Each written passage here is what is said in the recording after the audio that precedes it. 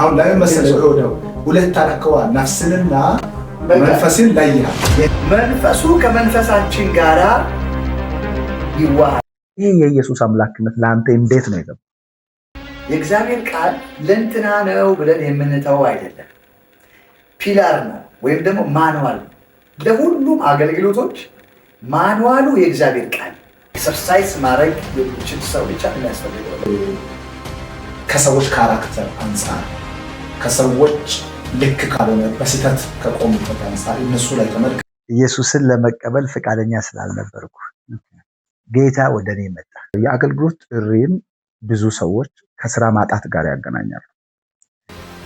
ወንጌላዊነት፣ መጋቢነት፣ ነብይነት፣ ሐዋርያነት፣ አስተማሪነት ብለን ያልናቸው በእነዚህ የጸጋ ስጦታዎች አይደለም። እነዚህ ቢሮዎች ናቸው።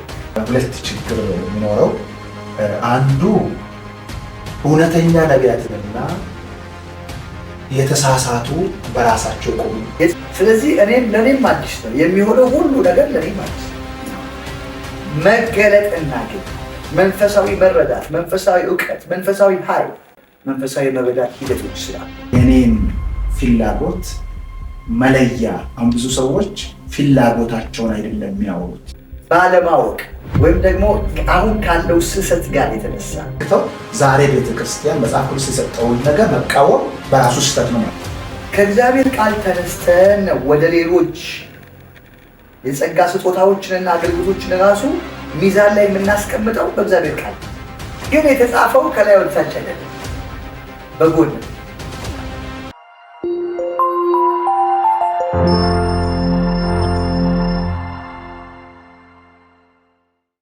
ውድ አልቲያ ሾው ተከታታዮች ዛሬም በድጋሚ ወደፊታችሁ ወይም ደግሞ ወደዚህ አልቲያ ሾው ስቱዲዮ ብቅ ብለናል።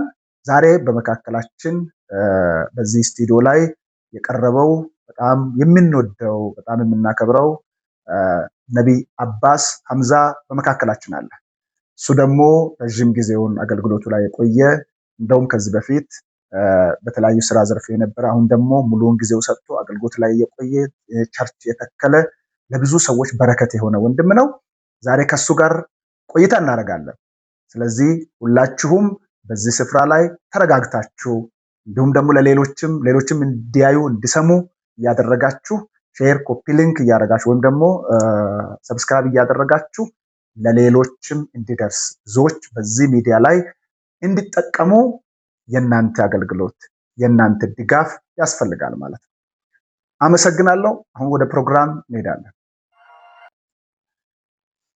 እሺ ዛሬ በዚህ ስፍራ ላይ በእውነት አሁን ወደ ክረምት እየቀረብን ነው። እውነት ነው። እንዴት ነው አገልግሎት? እንዴት ነው ህይወት? እግዚአብሔር ይመስገን። ያው በመጀመሪያ እናንተ ማክበራችሁ ወደዚህ ቤተሰብ ወደዚህ አልቲያ ሾው ስለጠራችሁኝ አስቀድሜ እግዚአብሔርን ስለናንተ ማመስገን ፈልጋለሁ። ያው እንግዲህ አገልግሎት በየዘመናቱ እግዚአብሔር ይሰራል። በየጊዜው እግዚአብሔር ይሰራል። በየጊዜው ትውልድ እግዚአብሔር አለው። እንግዲህ እንድናገለግል እግዚአብሔር እድል ሰጥቶናል። ቁም ነገሩ ከኛ የሆነ ምንም የለም።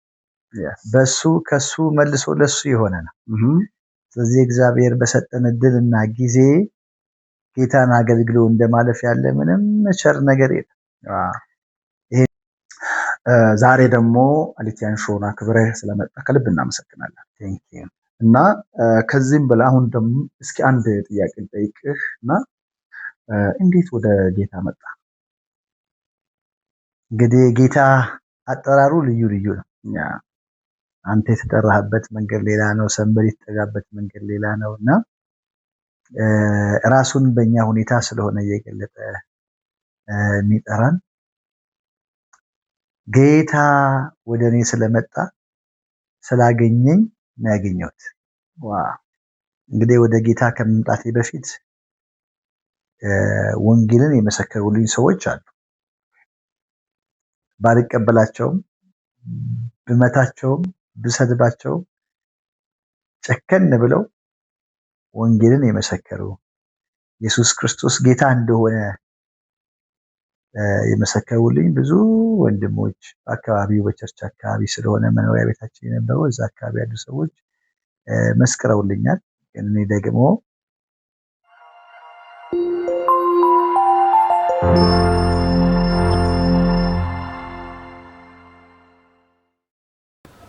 ኢየሱስን ለመቀበል ፈቃደኛ ስላልነበርኩ ጌታ ወደ እኔ መጣ።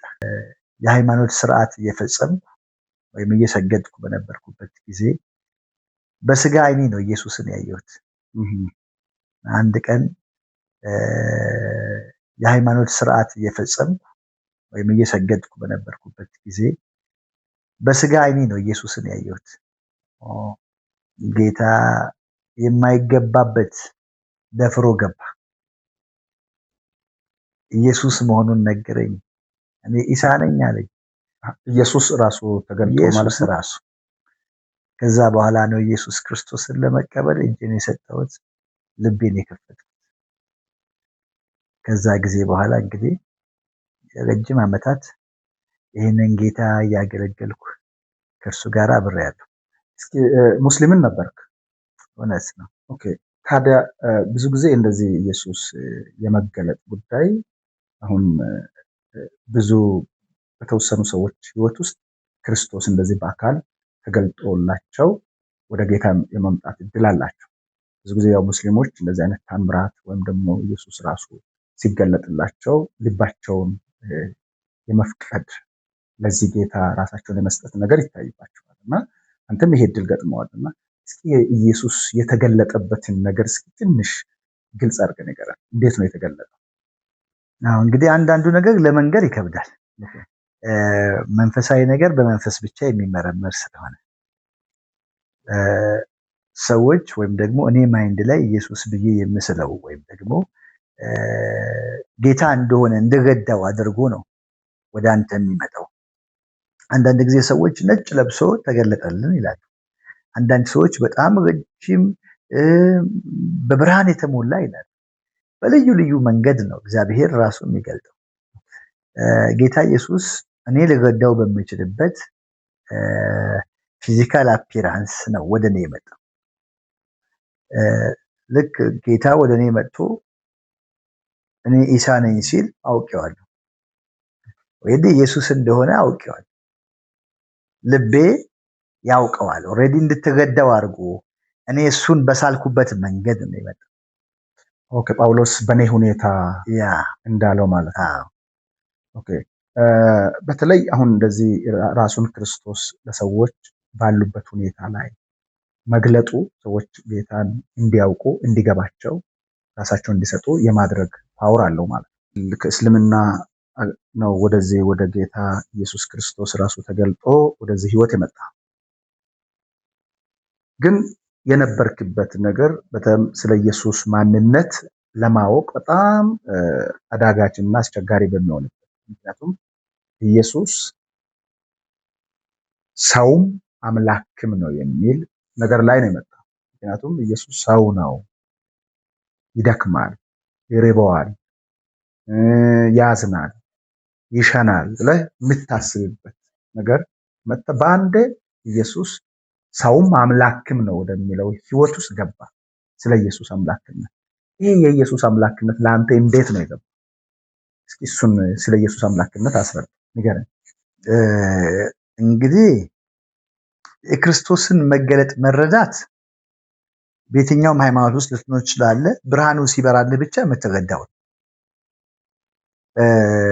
እንግዲህ አብዛኛው ወንጌላዊ አማኝ ከተለያየ ቤተ እምነት የመጣ ነው። ሁሉ እንዴት መጣህ ቢባል አመጣጡ ይለያያል እንጂ የክርስቶስ ብርሃን በርቶለታል። ያ የመዳን ወንጌል ያ ብርሃን በልብህ ላይ ካልበራ በስተቀረ ጌታ ኢየሱስ ክርስቶስ አምላክ ነው የማለት አቅም አይኖርም። ያ ብርሃን በልባችን ሁለተኛ ቆሮንቶስ ምዕራፍ 4 ላይ እንዳለ በልባችሁ የበራ ያ ብርሃን እግዚአብሔር ብርሃን ይብራ ያለው እግዚአብሔር በልባችሁ ብርሃኑን አበራው ይላል እና ያ ብርሃን ኢየሱስ ነው። በልባችን የበራው ብርሃን ጨረቃም አይደለም ፀሐይም አይደለችም፣ ኢየሱስ ነው። እሱ በእኛ ልብ ውስጥ ሲበራ የክርስቶስን አምላክነት መረዳት ሪቨሌሽናል ኖውሌጅ የመገለጥ እውቀት በእኛ ውስጥ ይበራል። ጌታ እኮ ነው እንላለን። ከጌታ ጋር አብረን ለመኖር ፍጹም የሆነ መንፈሳዊ ትስስር እናገኛለን። ያን ጊዜ ወደ ክርስቶስ ብርሃን ስንጠጋ ወይም ራሳችንን ለዛ ብርሃን አሳልፈን ስንሰጥ፣ እጃችንን ስናነሳ መንፈሳችን ዳግም ይወለዳል። መንፈሱ ከመንፈሳችን ጋር ይዋሃዳል። ከዛ በመንፈስ መገለጥ እናገኛለን። መንፈሳዊ መረዳት፣ መንፈሳዊ እውቀት፣ መንፈሳዊ ኃይል፣ ቅድም ይሄ ሁሉ የምናወራባቸው የጸጋ ስጦታዎች ሁሉ የምንካፈለው በመንፈስ መረዳት ውስጥ ነው። መንፈስ ለመንፈሳችን ይመሰክራል። በማይናገር መቃተት መንፈስ ቅዱስ በእኛ ውስጥ ይቃትታል። ያን ጊዜ ኢነር ቮይስ ወደኛ ይመጣል፣ የውስጥ ድምፅ። በዚህ ድምፅ እንመራለን፣ የክርስቶስን አምላክነት እንረዳለን፣ ከእርሱ ጋር ህብረት እንመሰርታለን። ጌታም በእኛ ውስጥ ሆኖ ድዌል ያደርጋል። ጌታ በእኛ ውስጥ መንፈሱን፣ ጸጋውን፣ ኃይሉን እያበዛለን ይመጣል። ይሄ ፍጹም ራሳችን ለክርስቶስ የምንሰጥበት ሁላችንም እንደምናውቀው መንፈሳዊ መረዳት ሂደቶች ስላሉ እና እኔም ጌታን ካገኘው በኋላ ጌታ ማንነቱን ሲነግረኝ ልክ እንደ ማንኛውም ክርስቲያን በእነዚህ ሂደቶች ውስጥ ነው የምታልፈው። የእግዚአብሔር ብርሃን በልቤ በራ፣ ፍቅሩ በልቤ በራ። እንዲሁ ኢየሱስ መናፈቅ ይጀምራል። ጌታ ሆይ ናፈቀኝ ብዬ ያለቀስኩበት ጊዜ አለ፣ ድጋሚ እንዳየው እና የክርስቶስ ኃይል። ስለዚህ አሁን ምን ማለት ነው? ክርስቶስ ማመን የክርስቶሎጂ የምንለው ስነ ክርስቶስ የምንለው ነገር ራሱ መገለጥ ነው። በሰዎች ልብ ውስጥ ሊበራ፣ ሊገለጥ፣ ሊታወቅ የሚችል ነው። ስለዚህ ሰዎችን ሰው በመመስከር በመናገር የተለያዩ ሃይማኖታዊ የሆኑ ጥላሸት ጀርባውን አሁን ለምሳሌ ስለ ሃይማኖት መጥፎነት ወይም ጥሩነት በመግለጥ ኢየሱስን መግለጥ አይቻልም ማለት ነው። ይቻላል። እንግዲህ ቅድም በመነሻችን ላይ እንደነገርኩ ወንጌል ሰምቼ ነበር ብያለሁ። ግን የሰማሁት ወንጌል በእኔ ልብ ውስጥ አካል እንዲያገኝ ወይም ብርሃኑ ፍጹም እንዲበራ የሚያደርግ መንፈሳዊ ኃይል ያስፈልጋል። ሰው ነው ያልኩትን አካል አምላክ ነው ብዬ ለመካፈል፣ ከእርሱ ጋር አብሮ ለመኖር፣ ለመወሰን መንፈሳዊ መረዳት ያስፈልጋል። እግዚአብሔር ራሱ ካረዳን በስተቀር ያንን መገለጥ መቀበል አንችልም። ምሳሌ ወንጌል መናገር አንዱ መንፈሳዊ መርህ ነው። እነግራለን። በሰዎች ልብ ውስጥ ዘር ነው የምንዘራው። እሱን ዘር ግን የሚያበቅለው እግዚአብሔር። የኛ ዓላማ ኃላፊነት ምንድነው? ዘር መዝራት።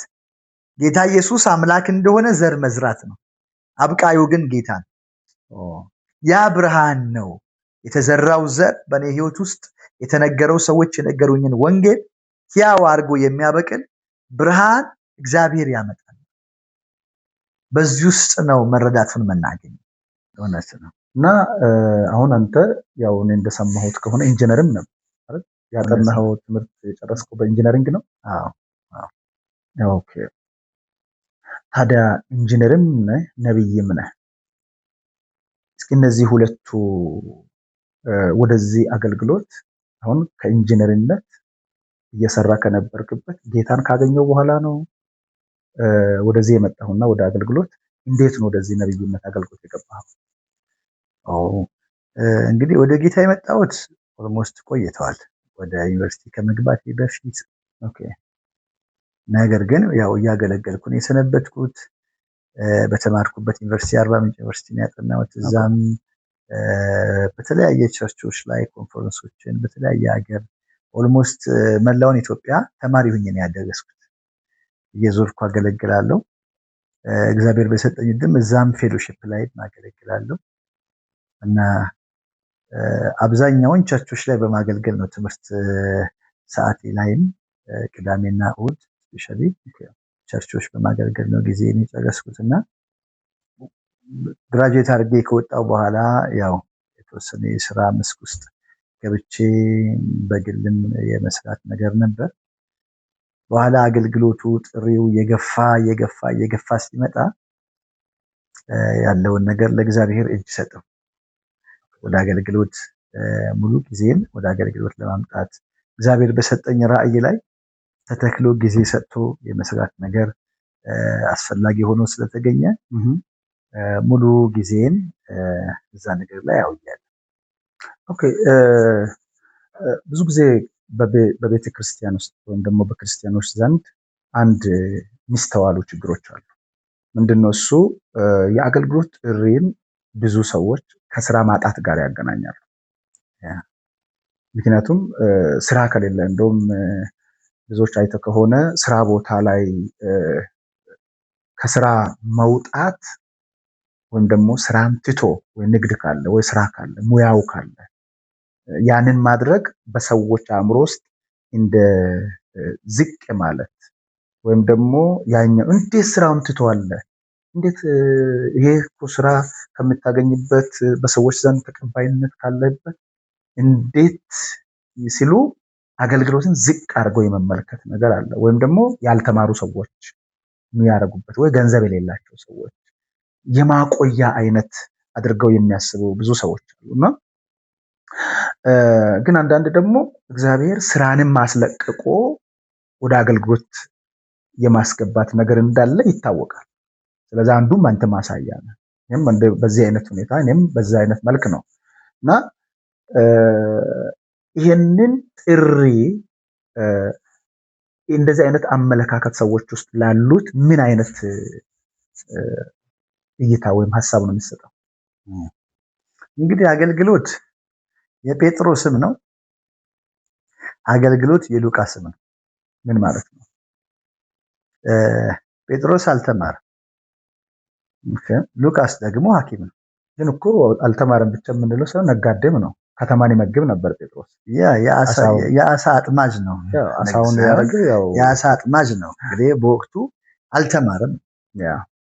ያልተማሩ መሆናቸውን አይተው ተገረሙባቸው ይላል እግዚአብሔር ቃል። ስለዚህ ምንም ጥያቄ የለውም አልተማረም። ሉቃስ ደግሞ ባለመድኃኒት ነበር። ስለዚህ አገልግሎት ለተማሩትም ላልተማሩትም የአገልግሎት ጉዳይ ከኛ ፐርፌክሽን፣ ከኛ አቅም፣ ከኛ ችሎታ፣ ከኛ መማርና ለመማር ጋራ የተያያዘ አይደለም። አገልግሎት ጥሪ ነው። ጥሪውን ደግሞ የሚመጣው ከሰማይ ነው። ሰማይ ሲጠራው ያን ሰው ምናልባት ስሙን መጻፍ የማይችል ሰው ሊሆን ይችላል። ምናልባት ትልቅ ሀገር መሪ ሊሆን ይችላል። ምናልባት ምንም የሌለው ድሃ ሊሆን ይችላል። ምናልባት ባለጠጋ ሊሆን ይችላል። አገልግሎት ከኛ የሚሆን ሳይሆን ከእግዚአብሔር ምሕረት በእኛ ችሎታ የምናገለግለው ሳይሆን በእግዚአብሔር ጸጋ የምናገለግለው። ስለዚህ ሰዎች ጸጋው ከሰጣቸው እግዚአብሔር ጸጋውን ከሰጣቸውና ለዛ አገልግሎት ከለያቸው ጉዳዩ ከጸጋው ባለቤት ጋር ነው፣ ከሰጪው ጋር ነው ነገሩ ያለው። ጸጋውን ለማንኛውም ሰው እግዚአብሔር ሊጠራና ሊሰጥ ይችላል። አልተማረም ላልከው ጸጋውን ሊያፈስ ይችላል። የተማሩት የማይሰሩትን ነገር እግዚአብሔር በሱ ሊሰራ ይችላል። በጣም ተመዋል ትልቅ ሰው ነው ምናምን ያልከውን ሰው እግዚአብሔር የአገልግሎት ሸክም ሰጥቶት ቸርች ቤት ሲጠርግ ልታየው ትችላለህ። እንዴ ሰውዬ ልትል ትችላለህ። አዎ እግዚአብሔር ከሁሉ በላይ ነው። ስለዚህ ለኔ ይጠቅመኛል፣ ለአገልግሎቴ ይጠቅማል ብሎ ያለውን ሰው፣ ልቡን የከፈተውን ሰው፣ ትሁት የሆነውን ሰው እግዚአብሔር ይጠራል። ጥሪው የእግዚአብሔር እስከሆነ ድረስ ማንንም ሊጠራ ይችላል። የተማረውንም ያልተማረው ወታደር ሊጠራ ይችላል። ወንበዴ ሊጠራ ይችላል። ዱርዬ፣ የሰፈር ዱርዬ፣ አስቸጋሪ ቀንና ማታ ሰው የሚፈራው ሌባ እግዚአብሔር ሊጠራው ይችላል፣ ሊመልሰው ይችላል። ጳውሎስ አስቸጋሪ ሰው ነው፣ ተጠራ። አሳዳጅ እኮ ነው፣ ተጠራ። የተማረ እኮ ነው ጳውሎስ። ገማልያል ሀገር ስር ቁጭ ብሎ የተማረ ነው፣ ተጠራ። እግዚአብሔር የወደደውን ይጠራል። ስለዚህ የእግዚአብሔርን ጥሪ እግዚአብሔር አንተን አምኖ አይደለም አንተ የጠራ ራሱን ተማምኖ በአንተ የሚሰራው እሱ ኃያል ስለሆነ አንተን ከጠራ እኔ ምን አገባኝ። ስለዚህ ጥሪ ከመማርም ጋር ካለመማርም ጋር የሚያያዝ ሳይሆን ከእግዚአብሔር ፍቃድ እና ከእግዚአብሔር ሉዓላዊ ስልጣን ጋር የሚያያዝ።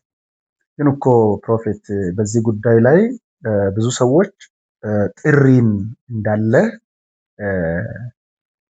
ይናገራሉ። ጥሪውን ደግሞ በአግባቡ ብዙ ሰዎች አያውቁም። ጥሪን አያውቁት። አሁን እንዴት ነው ጥሪን አንድ ሰው ጥሪ እንዳለ ኮሊንግ እንዳለው ማወቅ የሚችለው? እንግዲህ ፓስተር ደሳለኝ ብዬ ስጠራ እንደጠራው ይሄው እየሰማኸኝ። ጥሪ መልእክት አለው። ጥሪ ድምጽ አለው። ጥሪ ፍቃድ አለው። ጥሪ ከጠሪው ጋራ የምትገናኝበት ራሱን የቻለ የኮሙኒኬሽን ስኪል አለ። ጥሪው በህልም ሊሆን ይችላል፣ ጥሪው በራእይ ሊሆን ይችላል፣ ጥሪው በድምጽ ሊሆን ይችላል። ግን ከጠሪው ጋራ ትገናኛለህ። ቀጥሎ ጥሪው አውትፑት አለው፣ የሚታይ ነገር አለው። ምሳሌ አንድ ሰው እግዚአብሔር ለፈውስ አገልግሎት የጠራው ሰው ለፈውስ አገልግሎት ጥሪው አለው ወይ የሚባለው ሰዎች እየተፈወሱ ከሆነ ጥሪው አለው። እየተፈወሱ ካልሆነ እሱ ለሌላ ሊጠራው ይችላል፣ ለዛ ጉዳይ አልጠራው። ለማስተማር የተጠራ ሰው ቆሞ ማቴዎስ ወንጌልን ማስተማር ሳያቅተው ሲቀር ሲያስተምር ሰዎች በዛ ትምህርት ሲለወጡ ወደ ክርስቶስ ሲመጡ ይሄ ሰው ሰማያዊ ጸጋ ወይም ደግሞ ለዚህ ላስተምሮ ለማስተማር አገልግሎት ጥሪ ያለው እንላለን። ጥሪና ስጦታ ይለያያል። ጥሪና ስጦታ ይለያያል። ግን በጥሪ ውስጥ ስጦታ አለ። ኦኬ፣ በስጦታ ውስጥ አይደለም ጥሪ ያለው፣ በጥሪ ውስጥ ነው ስጦታ ያለው። ስጦታ ለቤተ ክርስቲያን የሚሰጥ ስጦታ አለ። በጌታ በኢየሱስ ክርስቶስ በማመን ብቻ። ምሳሌ አጋንንት ማውጣት ጥሪ አያስፈልገውም። ሚንሳው ነብይ መሆን፣ ወንጌላዊ መሆን፣ ፓስተር መሆን፣ አስተማሪ መሆን አያስፈልገውም። አጋንንት ለማውጣት ማመን ነው የሚያስፈልገው። የሚያምኑ እነዚህ ምልክቶች ይከተላቸዋል ማርቆስ 16። ስለዚህ የሚያምኑ ሰዎች በአዲስ ቋንቋ የሚናገሩ ሰዎች ጥሪ ያላቸው ማለት አይደለም፣ የሚያምኑ ናቸው። በአዲስ ቋንቋ ይናገራሉ። የሚገል ነገር ቢበሉ አይሞቱም፣ አይገላቸውም። አጋንንትን በስሜ ያስወጣሉ። በሽተኞች ላይ እጃቸውን ጭነው ይጸልያሉ፣ እነርሱም ይፈወሳሉ። እነማን? የሚያምኑ። ስለዚህ ለሚያምኑ ሁሉ የተሰጠ ስጦታ አለ። ይሄ ለሚያምኑ ነው። መጽሐፍ ምን ይላል? ሁላችሁ ከቅባት ተካፋይ ሆናችኋል። ስለዚህ እኛ ሁላችን ከእግዚአብሔር ቅባት ተካፋይ ሆነናል። ይሄ ማለት ግን ጥሪ ማታ አለ። አየህ፣ ጥሪ ግን ደግሞ ሁላችን ከቅባቱ ተካፍለናል። ሁላችን የልጅነት ስልጣን ተሰጥቶናል። ግን ከሁላችን ውስጥ ደግሞ ቤተክርስቲያንን እንዲመግቡ እንዲያስተምሩ በቤተክርስቲያን ውስጥ በልዩ ልዩ ኦፊሶች ሰዎች ይጠራሉ። እንግዲህ አሁን እኛ አምስቱ የኦፊሶች ብለን ያስቀመጥናቸው አሉ አይደለም? ወንጌላዊነት፣ መጋቢነት፣ ነብይነት፣ ሐዋርያነት፣ አስተማሪነት ብለን ያልናቸው እነዚህ የጸጋ ስጦታዎች አይደሉም። እነዚህ ቢሮዎች ናቸው። የጸጋ ስጦታዎች በአንደኛ ቆሮንቶስ ላይ የተጻፉ 9 የጸጋ ስጦታዎች አሉ። ሐሳብ መናገር፣ ዕውቀት መናገር፣ ጥበብ መናገር፣ ትንቢትን መናገር፣ የተአምራት የጸጋ ስጦታ፣ የፈውስ የጸጋ ስጦታ፣ ልሳንን የመተርጎም የጸጋ ስጦታ፣ እነዚህ ስጦታዎች ናቸው። ጊፍት። እነዚህ ለማን ይሰጣሉ? ለቅዱሳን ሁሉ፣ ለሚያምኑ ሁሉ የሚሰጡ ናቸው። ኦፊሱ ግን ጥሪ ላላቸው የሚሰጡ። ስለዚህ አንድ ሰው ትንቢት ለመናገር ጥሪ የለም፣ ወይም ደግሞ በሽተኛ ለመፈወስ የሚባል ጥሪ የለም። ወንጌላዊነት ግን ጥሪ፣ መጋቢነት ግን ጥሪ ነው፣ ኦፊስ ነው። በዛ ኦፊስ ውስጥ የትኛው ጸጋ ኦፕሬት ያደርጋል? በእግዚአብሔር ቃል የተቀመጠ ነገር አለ። ምሳሌ አስተማሪ ውስጥ የማስተማር ጸጋ ኦፕሬት ያደርጋል። ነብይ ውስጥ ትንቢት የመናገር ጸጋ፣ የፈውስ ጸጋ፣ መናፍስትን የመለየት ጸጋ ኦፕሬት ያደርጋል። ወንጌላዊ ወንጌል የመናገር ጸጋ፣ በልዩ ልዩ ነገር አቅጣጫ የመገለጥ ጸጋ እግዚአብሔር ሰዎችን ወደ ክርስቶስ ሊስብ በፈለገበት አቅጣጫ በእነዚህ ጥሪዎች ውስጥ በሰዎች ይሰራል። ስለዚህ ጥሪው ሰው ካለው የሚታይ ነገር አለ። ከጥሪው ጋር አብሮ የሚሰጥ ግሬስ አለ። ከጥሪው ጋር አብሮ የሚያቆም ጸጋ አለ። ጸጋው ከሌለ ጥሪ የለም። ይሄ ነው። በጣም የሚገርም ነው። ፕሮፌት በጣም አመሰግናለሁ። ባይ ዘ ዌይ የጥሪና የጸጋ ስጦታ ልዩነት መካከል ውስጥ ምክንያቱም ጥሪ ውስጥ ጸጋ አለ፣ ጸጋ ስጦታዎች አሉ። ስጦታዎች በጥሪው ገብቶ ኦፕሬት ሊያደርጉ ይችላሉ፣ ሊገለጡ ሊታወቁ ይችላሉ። እነዚህ ነገሮች ግን ለምንድነው ሰዎች ጥሪንና ጸጋውን አደባልቀው ስለሚያስቡ ነው። ስለዚህ ወይም ስለሚወስዱት ነውና በጣም ጥሩ ሊገባን በሚችል መንገድ ነው እየተነሳ ያለው። እግዚአብሔር በህይወት ላይ ራሱን ላንተ ከገለጠበት ጊዜ ጀምሮ አሁንም በሚታገለግለው አገልግሎት ውስጥ በጣም ይሄ ምንድነው ከሰው እውቀት ውጪ ነው እግዚአብሔር በህይወቴ ላይ ይሄንን ሲያደርግ ተደንቄያለሁ የምትለው ነገር አለ? እንግዲህ ያው ለመግለጥ አንዳንዱ ነገር ይከብዳል። ሞር ተመልካቾች እንግዲህ ዩቲዩብ ላይ ገብተው ማየት ይችላሉ ያለውን ነገርና በሰው አይምሮ ልክ እግዚአብሔር አይሰራም። ሁሉም ከኔ አይምሮ ውጭ ነው። ምክንያቱም ከኔ የሚሆን ምንም የለም። እኔ አንድ በክርስቶስ ኢየሱስ ያመንኩ የወንጌል አማኝ ነኝ። በቃ በጥሪውና በጸጋው ግን በኔ የሚሰራ እግዚአብሔር ነው። ስለዚህ ለኔም አዲስ ነው የሚሆነው ሁሉ ነገር ለኔም አዲስ ነው። የሚደረገው ሁሉ ነገር ከኔ ቁጥጥር ውጭ ነው፣ ከኔ እውቀት ውጭ። እኮ ያንን ብዙ አገልጋዮች ምንድነው እግዚአብሔር በህይወታቸው ላይ ላልቅ በጣም እንደዚህ ከሰው አይምሮ ውጭ የሆኑ ታላላቅ ነገሮችን ሲያደርግ ምን ይለዋል? እግዚአብሔር እኮ እኔ እንደዚህ ስላደረግ እኔ ነኝ ያደረኩት ወደ ማለት ይደርሳል። ለዚህ አይነት ምንድነው እንግዲህ ምን ይባላል? ትላንትና እነሱ ማድረግ የሚችሉ ቢሆን ትላንትና ለምን አላረጉ? ጌታ ኢየሱስ ክርስቶስን ከተቀበሉ በኋላ ኢየሱስን ካመኑ በኋላ ስሙን ተጠቅመው ነው አይደለም የፈወሱት? ስሙን ተጠቅመው ነው አይደለም ትንቢት የተናገሩት፣ ተአምራት ያደረጉት? ስለዚህ ባይ ዲፎልት በእነሱ ይሁን እንጂ የሰራው ስሙ ነው። ክብር የሚገባውም ስሙ ነው። ስሙ ነው የሚያደርገው። የጌታ የኢየሱስ ክርስቶስ ስም ነው ሁሉ የሚሰራው። እኔ አረኩ የምለው ነገር ከየት መጥቶ? እኔ ሰራው የምለው ነገር ከየት አምጥቼ? ጌታ በእኔ ሰራ ብንል ምን አለበት? እንደው መደሰት ፈልገን ከሆነ እንኳን ጌታ በእኔ፣ እኔ ሳይሆን ጌታ በእኔ። እኔ ማለት የሚችለው የናዝሬቱ ኢየሱስ ብቻ ነው። ከሱ ውጭ ማንም ሰው እኔ ማለት አይችልም። ስለዚህ እኔ ማለት የሚችለው ጌታ ብቻ ነው። ከጌታ ውጭ እኔ ፈውሼ እኔ እንትን ብዬ ማለት የሚችሉ ጌታ ነው፣ የጸጋው ባለቤት ነው። እኛ መልእክተኞች ነን፣ አድራሽ ነን። እግዚአብሔር ሊሰራ በወደደው ልክ በእኛ ህይወት ላይ ይሰራል። ትልልቅ ነገሮች ሆነው ያውቃሉ። በጣም ከ30 በላይ የሆኑ ያጠረ እግሮች የተፈወሱበት ቪዲዮዎች አሉ። እግር ሲረዝም እኔ እንዴት ያስረዝማለሁ? እንዴት ብዬ የሰራሁት እኔ ነኝ። እግሩን መጀመሪያ እውር ብዙ በርቷል። መጀመሪያ አይኑን ሰርቻለሁ። ባለቤት አለው፣ ሰሪ አለው። ሰሪው ነው የሚፈውሰው፣ ሰሪው ነው ነገሮችን ማስተካከል የሚችለው። ስለዚህ ክብሩም የሚገባው ለሰሪው ነው። እግዚአብሔር እኛን ደግሞ ተጠቅሞ ሰርቷል።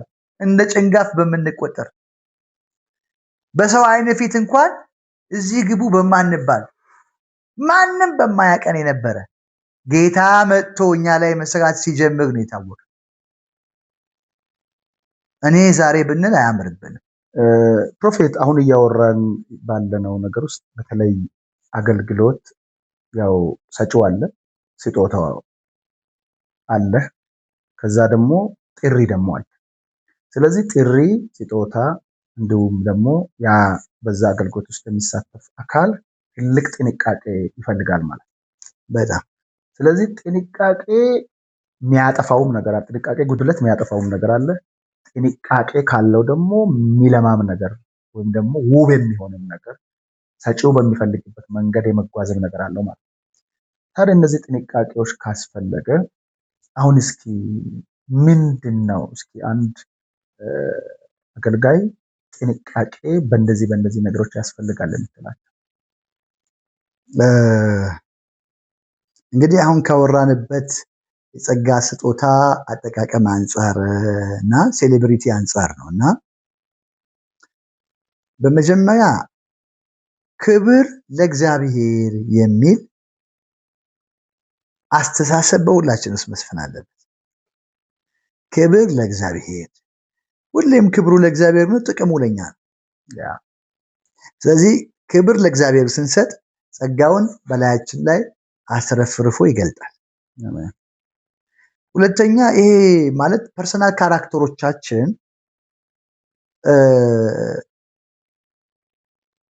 የእግዚአብሔርን ጸጋ የኛ አድርገን እንድናይ አድርጎናል። እሱ ነው በጣም ትልቅ ችግር ነው።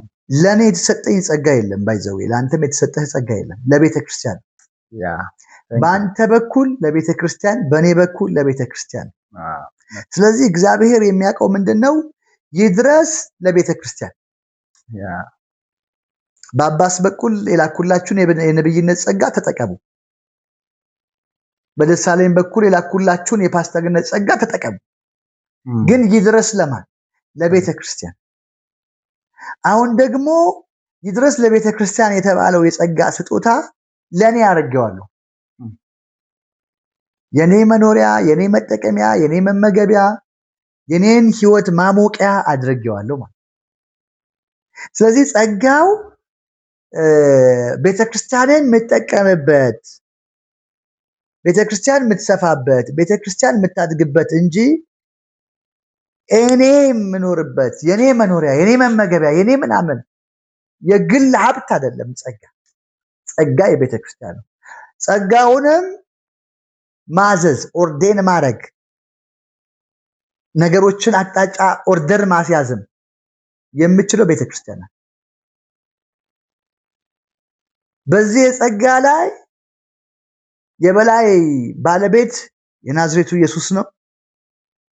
ቤተክርስቲያን ደግሞ ዎች ኦቨር በማድረግ የበላይ ጠባቂ በመሆን ይሄንን አገልግሎት እንዲቀጥል ማድረግ ነው ያለበት። ስለዚህ የጸጋ የእንትን ጸጋ ባለቤት አይደለሁም። የተሰጠው ለማን ነው? ለቤተ ክርስቲያን ነው። ሰጪው እግዚአብሔር። በዚህ ልክ ማሰብ ከቻል ቀለል ብለን እንኖራለን። አሜን።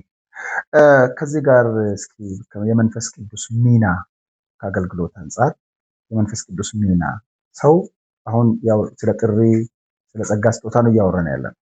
ስለዚህ ሰው እንዴት ነው መንፈስ ቅዱስ የሚሰማው? እንዴት ነው መንፈስ ቅዱስ የሚሰማው? ስለሱ ነገር አውራ። በጣም ጥሩ። እንግዲህ በመጀመሪያ ደረጃ መንፈስ ቅዱስ ወይም የእግዚአብሔር መንፈስ በአማኝ ሕይወት ውስጥ ሊኖር እንደሚችል ወይም እንዳለ ማመን መቻል አለብን። ጌታ እኔ ሄዳለሁ አጽናኙን መንፈስ እልክላችኋለሁ እርሱ ከእናንተ ጋር ለዘላለም ይኖራል የተባለው ያ መንፈስ በእኛ ውስጥ አለ። መንፈሱ በነቢያት ውስጥ ብቻ አይደለም ያለው፣ በሚያምኑ ሰዎች ሁሉ ውስጥ ነው ያለው። አማኝ ሁሉ የእግዚአብሔር ቤተ መቅደስ ነው። ምንስ እግዚአብሔር የሚኖርበት ቤት ነው። ከዚህ ነው የምንነሳው። ስለዚህ መንፈስ ቅዱስ ምናችን ጋር ይኖራል? አምላክ የቱ ጋር ይቀመጣል? መንፈሳችን ውስጥ። ያው የሆነው መንፈሳችን፣ ምክንያቱም ምድር ዙፋኔ ነው፣ ምድር የእግሬ መረገጫ ነው፣ ሰማይ ደግሞ ዙፋኔ ነው ያለው እግዚአብሔር። እንግዲህ ሰማይ ዙፋኑ፣ ምድር ሙሉ የእግሩ መረገጫ ከሆነች እኛ አንበቃውም። ትልቁ ጌታ እንደ ትንሽኛ ውስጥ የሚኖረው መንፈሳችን ውስጥ ስለሆነ ነው። የጌታ መንፈስ በእኛ ውስጥ ስላለ መንፈስ ለመንፈሳችን ነው የሚናገረው። አሁን ብዙ ጦርነት ያለው ይመስለኛል አንተ ጋር የሌለ የጸጋ ስጦታ ልክ አይደለም፣ አንተ ጋር ያለው ብቻ ልክ ነው። የሚያስተምሩ ሰዎች ብቻ ትምህርት ብቻ ከሆነ የሚያስተምሩት እነሱ ትንቢታዊ ጸጋ ስጦታ ከሌላቸው ትንቢት ልክ አይደለም ማለት። የፈውስ ጸጋ ስጦታ የሌላቸው ሰዎች ፈውስ ልክ አይደለም ማለት። የነሱ ብቻ የኔ ብቻ ልክ የሚል አስተሳሰቡ ስለመጣ ነው እዚህ ሁሉ ጦርነት የምንገባው። እዚህ ሁሉ የዶክትሪን ሜስ ውስጥ የገባ ነው የኔ ብቻ ልክ ነው የሚል አስተሳሰብም ስላለ ነው። ጌታ በሁሉ እንደወደደ ይሰራል። አየ። ስለዚህ መንፈስ ለመንፈሳችን ነው የሚናገረው። በዚህ ጆሮ ጌታን የሚሰማ ሰው አይቻል አቅም እስካሁን እንግዲህ የብዙ የእግዚአብሔር ሰዎች ባዮግራፊ ማንበብ ያለው አልገጠመኝም። ጌታ መንፈስ ነው፣ የሚያመልኩትም በእውነትና በመንፈስ ነው፣ የሚሰሙትም በመንፈሳቸው። ስለዚህ የጌታ መንፈስ ለመንፈሳችን ይነግረናል። ከመንፈሳችን ወደ ነፍስ ዕውቀታችን ይመጣል። ከነፍስ ዕውቀታችን ነው ወደ ስጋችን የሚለቀቅ። ለምሳሌ ጌታ ኢየሱስ ክርስቶስ አንድን ሰው እንዲፈውሰው መልእክት መንፈሴ ውስጥ ቢያስቀምጥ ከመንፈሴ መረዳት ወደምችልበት የነፍስ ክፍል አንዱ የሆነው ወደ ዕውቀት ይመጣል፣ ወደ መረዳት ክፍሌ ይመጣል። ከመረዳት ክፍሌ ነው እጄን ስጭን ወይም በአንደበቴ ስናገር ካሉት ከስሜት ሕዋሳቶች በአንዱ ሰርቶ በስጋ በኩል ተገልጦ ያን ሰው ይፈውሰዋል ማለት። ስለዚህ ሰው የጌታን ድምፅ መስማት የሚፈልግ ሰው አንደኛ በጌታ ፊት መሆን አለበት። ከሚናገረው ጌታ ጋር ጊዜ መውሰድ አለበት። ሁለተኛ ጌታ ሩቅ እንደሆነ አያስብ። ጌታ ቅርብ ነው። እሱም እዚሁ መንፈሳችን ውስጥ ሩቅ አይደለም፣ እኛ ውስጥ ነው ያለው። ጌታ ሰማይ ከሆነብን ደመናውን ፈልጠህ ተራራውን ቆርጠህና እያልን የምንጸልየው ሳይሆን ጌታ ቅርብ እንደሆነ ከገባን ጌታን ለመስማት አንድ በር ከፈተ። ጌታ ሁሌ ይናገራል። ባይዘው ኦኬዥናሊ አይደለም ጌታ ሁሌ ጌታ ይናገራል የሚሰማው ካለ። ስለዚህ እኛ በእግዚአብሔር ፊት በመሆን የጌታ ድምፅ እኮ ለነቢያት ብቻ የመጣ አይደለም። ባይዘው የጌታ ድምፅ ለሐዋርያት ብቻ የመጣ አይደለም። በጎቼ ድምፄን ይሰማሉ ያለው ጌታ ነው። እና በጎቹ ማን ናቸው? ሁላችን ያመንነው ሁላችን በጎቹ ነን። ስለዚህ ድምፁን እንሰማለን። በዚህ ልክ በእግዚአብሔር ፊት በመሆን መንፈሳዊ ትምህርቶችን በመማር እንዴት የጌታን ድምፅ መስማት እንችላለን የሚል ቫስት ቶፒክ ስለሆነ 3 ሰዓት 4 ሰዓት ብናወራው የማያልቅ ጉዳይ ነው። እሱን አሁን እኮ ቅድም አንድ ነገር ብለሃል። በዚህ በስጋ ጆሮ እግዚአብሔር ድምፅ አንሰማም። አሁን አገልጋዮቻችን ብዙ ጊዜ አሁን የእግዚአብሔርን ድምፅ ሰማሁ ይላሉ። የሰሙት በምን ሴንስ ነው የሚሰሙት? ሰዎች ብዙዎች ደግሞ እኔ ብዙ ጊዜ እየጸለይኩ ነው፣ ተንበርክኬ በጌታ ፊት እየጸለይኩ ነው፣ ድምፅ አልሰማሁም ይላሉ። ድምፁን እንዴት ነው ሰው የሚለየው የእግዚአብሔርን ድምፅ? እንግዲህ የእግዚአብሔር ድምፅ ከሌሎች ድምፆች ይለያል። ብዙ ሰው ይመስለኛል በአጭር ቋንቋ ድምፅ ማለት የሚመስለው ተንበርክኮ እየጸለየ ልጄ አባስ የሚል የሆነ ጎርናና ድምፅ መሰለኝ የሚጠብቁት። እንደሱ ከሆነ ከባድ ነው። የእግዚአብሔር ድምፅ በመንፈሳችን ውስጥ የሚመጣው ሐሳብ ሆኖ ነው። ምሳሌ እየጸለይኩኝ ወይም እያገለገልኩ ሊሆን ይችላል። ተንበርክኬ እያገለገልኩኝ አንተን ላላቅ እችላለሁ። ሐሳብ ነው የሚመጣው። ደሳለኝ የሚል ስም ሐሳቤ ላይ ነው የሚመጣው፣ መንፈሴ ላይ። ደሳለኝ ማን ነው ስል አንተ መሆንን አውቃለሁ። ለምሳሌ ነው።